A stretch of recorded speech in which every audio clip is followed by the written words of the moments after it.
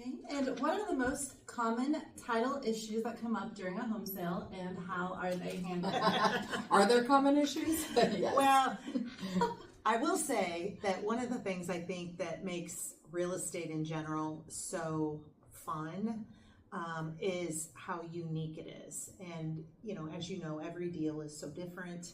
Every situation that you come across, it changes because everyone's experience is different. And so while there's always something new and exciting for us to learn, which is why we've been in the industry as long as we have, there are some common themes that we see across the table.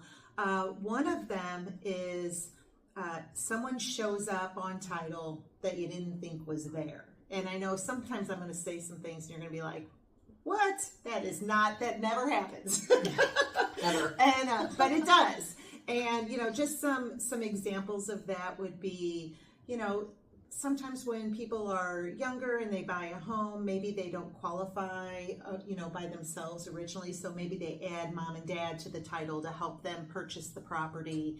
And they forget mom and dad are on there because, mom and dad really didn't do anything but be there to support them.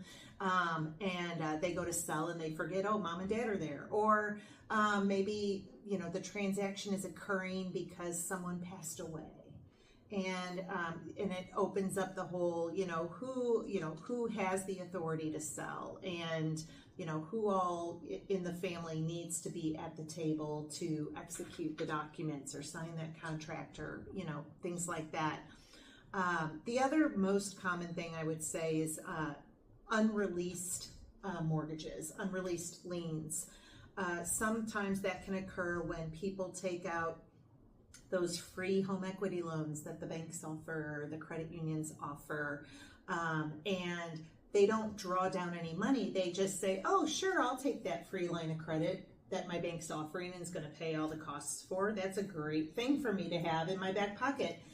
What they don't understand is that now there's a lien on their house, and even though they're not using the money that is out there for them to use, it's still out there, and it still has to be dealt with at the closing table. Or maybe they refinanced their house during the refi boom, and there was an old loan or an old mortgage that was paid off but didn't get released off of the records. So those I would say, don't you think those are probably the most common things we see? So Okay,